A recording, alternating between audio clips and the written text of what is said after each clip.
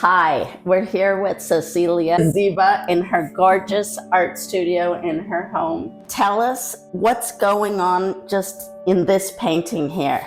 I went out to dinner one night and I met a cowboy, and he looked at me and he said, "You don't know a damn thing about a horse." So then I decided I have to go get some cowboy boots and I gotta go out and ride a horse. And that's exactly what I did. This is me, the beginning. I'm trying to find my way with this, challenge. You don't know a damn thing about a horse. And so I started studying them. There was a man that came into town, Buck. He's really the true horse whisperer. And I started to learn a lot about the animal, and I was very intrigued.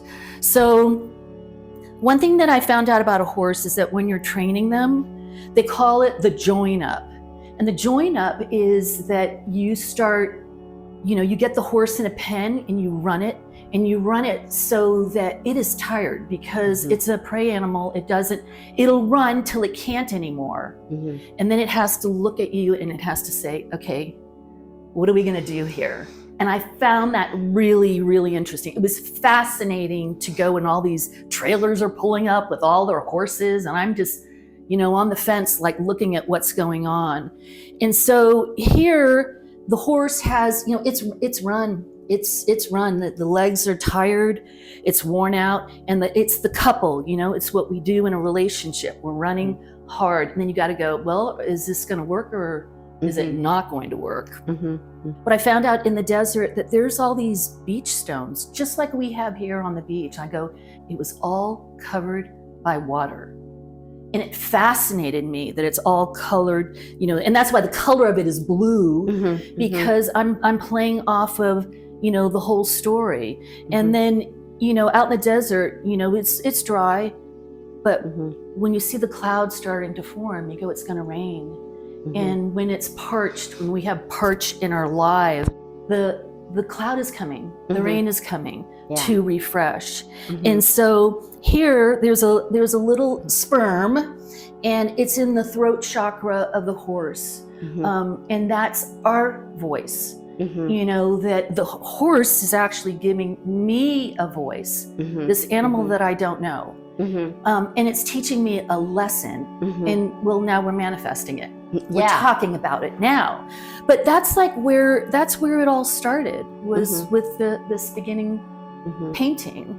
In all of these interviews that I have with the artists, it always is that the art is, as you mentioned, teaching us something.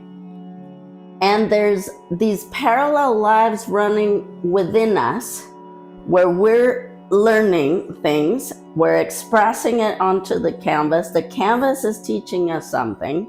Obviously, millennia leads us to where we are now, and we all encounter challenges in our lives.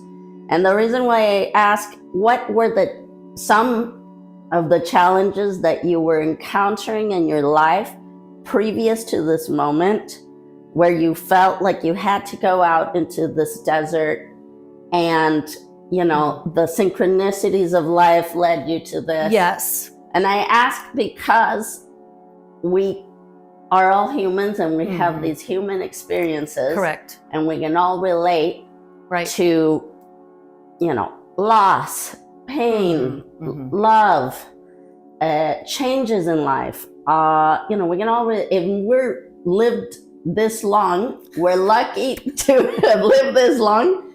But we've encountered and seen a lot of things. Yes. Good luck anyone trying to tell us something new that we've never heard of before at this point in life, right? So maybe I feel like it's good to talk a little bit about, our past and what led us to this point. Absolutely. I was married for 20 years, and my ex-husband is a famous children's book illustrator. And that whole time I used to paint. When we met back in Florida, I was the artist in class. This was in high school. And our teacher said, David, please leave Cecilia alone. Can't you see she's working? Because I was very diligent. I was always, I'm doing the weaving, I'm doing this, I'm doing a big, abstract painting. Like, I was always doing something. Mhm.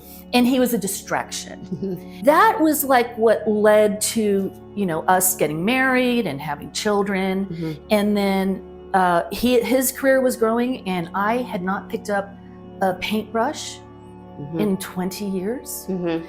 And my dad, it was the trifecta. My Mhm. husband is leaving me.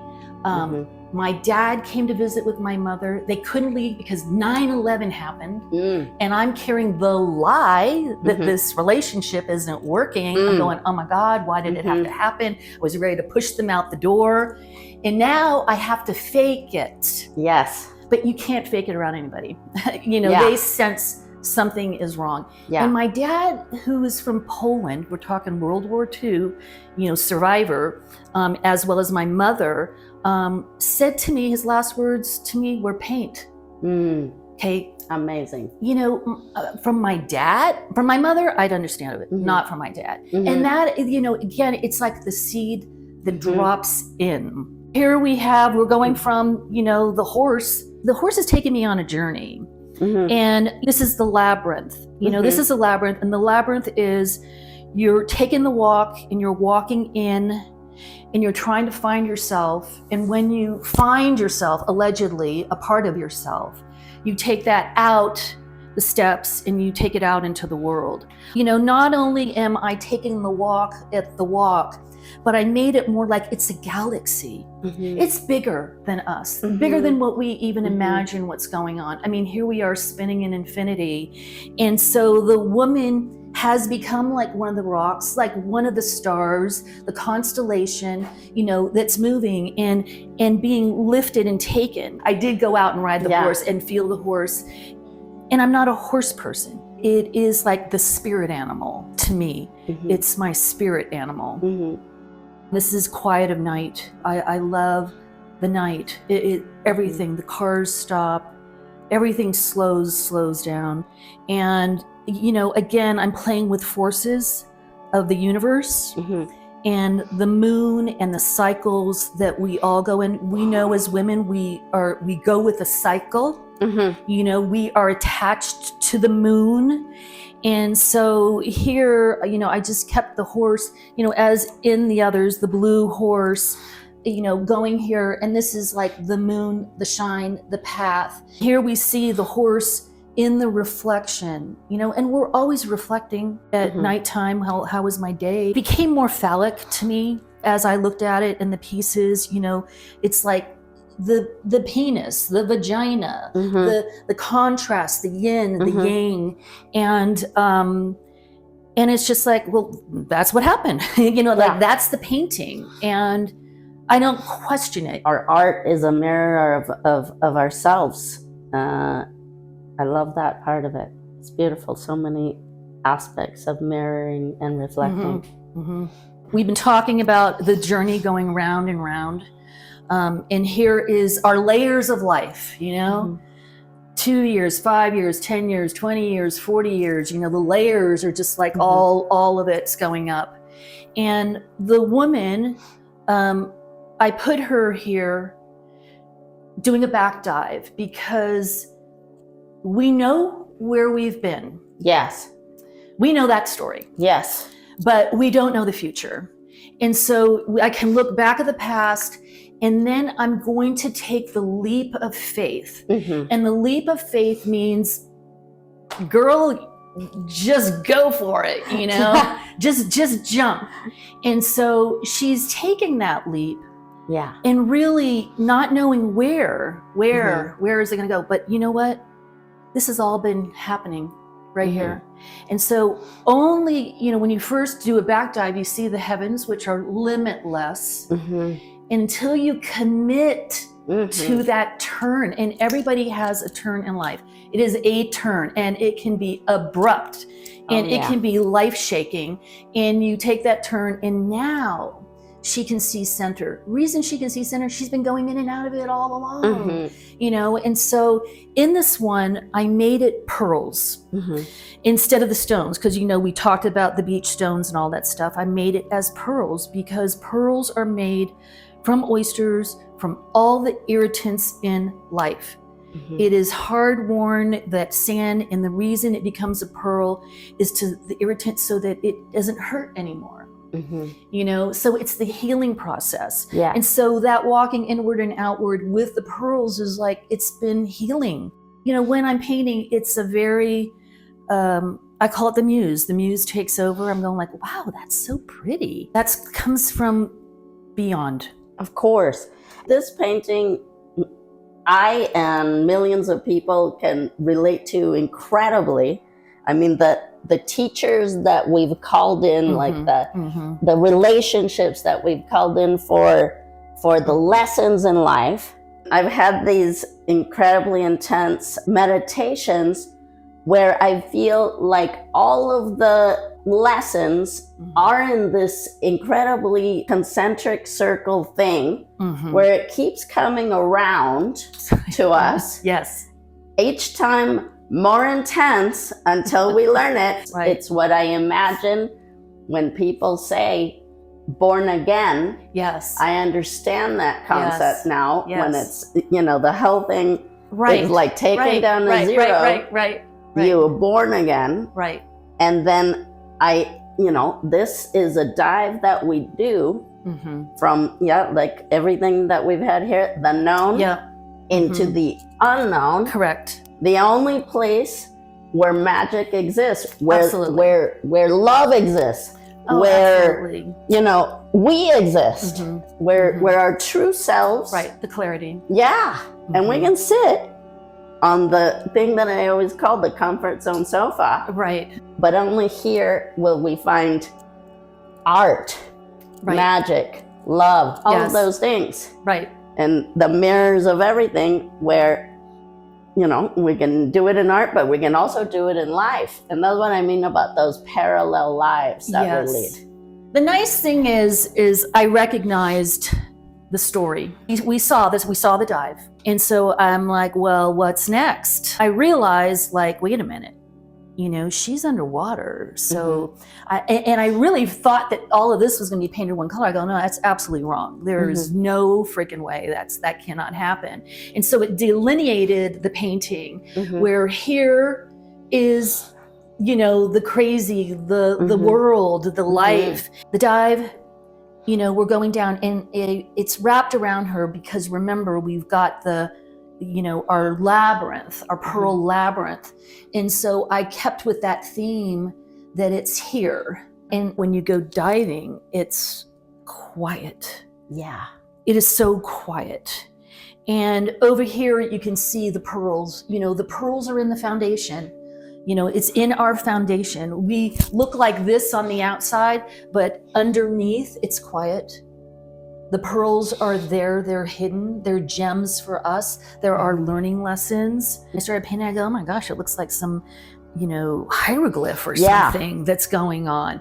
And like I said, I'm not thinking, what is this? And it's only when I'm starting to mix the colors and I go, oh my gosh, oh, look at that olive and a little bit of the purple, or, it's manifesting itself in the process. Yeah. When I guide people in art, and we a lot of times start with words, maybe it's about a feeling. It can be symbols. It can be anything that is in our mind's eye that is the language that you're feeling. It isn't the literal thing, it is the essence of it. It is an essence where we're translating those things into a language, which is the language of art, which is really the language of our soul. There is really no other language. I mean, the English language can try to do its best, and maybe some incredible writers, philosophers, maybe some of them can get to it. I have read things where it blows my mind, and they're artists. Yes. But for the most part, we have a language already built into our soul, and all of this is the language of our soul. Yes. All of this, we're translating it here. When a viewer comes, I can resonate. I can imagine, understand human experience. Yes. This is going back to the horse and the woman, she's an embryo here. She's submitted. She's growing in the horse. The labyrinth, which we had in the other paintings, I made this as a sonogram, as in giving birth. And this is the cervix. This is the light coming in. When the cervix is fully exposed, and it's only coming in as a sliver. It's just a sliver of hope. None of that's intentional. It's that I'm in the zone. I'm just painting. And it's only when I step back and then begin to see like what is being said in the painting. I love that. Here is blessed is the keeper of bees. And now we've learned the lesson. We've walked in, we've come out of the labyrinth, and we become the walking in and the walking out. We become those stones, the precious stones that have been a part of the earth for who knows how long, like amazing. There's the contemplation, and there's the 3 bees. My dad raised bees in Florida. The bees are really important to me. A bee lands on my car, a bee comes flying through my house. I'm going, oh, hey, Daddy. 3 is a very powerful number, a trinity, but those are me watching over my 2 sons and daughter. I actually start at the top just to get into the feel of it. I have an idea. I know certain elements that I want, and the rest of it is the muse. Yes, I love that. This is Cactus Lounge. I love antiques. I love beautiful things, things that I can't afford. Inspiration comes, all around you. There's the Cactus Lounge chair. It's Hilton McConaughey. It was all gold gilded, and I'm just like, oh my God, it's so cool. My daughter went and had her hair done, and she had it painted literally in all of these colors. I think like what people call free writing. It's free painting. I'm going like, well, what does this mean? It's more like hieroglyphics, and it's different than any other piece. And I'm just going with the muse. Of course. That's all I'm doing. I'm playing with God, on the canvas. That's something that, I really love about you and your art. It's a language of the soul that is coming out. At one point when I was painting, before I really delve into like all of these types of subject matters, I realized I'm the only one limiting myself. I'm the only one lying to myself about what is really happening here. Right. I'm the only one limiting the exposure I have of myself to others. And at some point when you do the back dive, you have nothing left to lose and everything to gain. There's just no going back after that. That's correct. There's it's the truth or nothing. That's it. Living in your truth. Leave it. Right. Yeah. That's true. It's so liberating. It's so liberating. It's also the way that we encounter people who have arrived at the same place we have. Like the people who have like, oh, I'm no longer like hiding these rocks. Right. I'm arriving to the party, take me or leave me, and I'm happy to meet you there. Right. So happy to meet you at that party. This is the eye of love. The water is just representative. Every day we wake up, we take a look in them and we go, oh my God, what happened? The point of like, what have I become? Yeah. Who am I? And it's the face is the face. Emphasize the man in the mirror in this piece. And I'm just painting with how the story is coming out. Sure. I hope that you're having as much fun in life as you are having in these paintings. Well, I'm getting there. Right now I just want to thank you for recognizing me, because I've been waiting for the last 20 years and nobody has seen me. They don't get me. And I'm just going, well, that has nothing to do with me. Yeah. I need to keep painting because it's like the joie de vie. If I'm not painting, the life force is going out of me. Of course. And it's like what my dad said, keep painting, you know? And so you go on the words that are positive, that resonate within.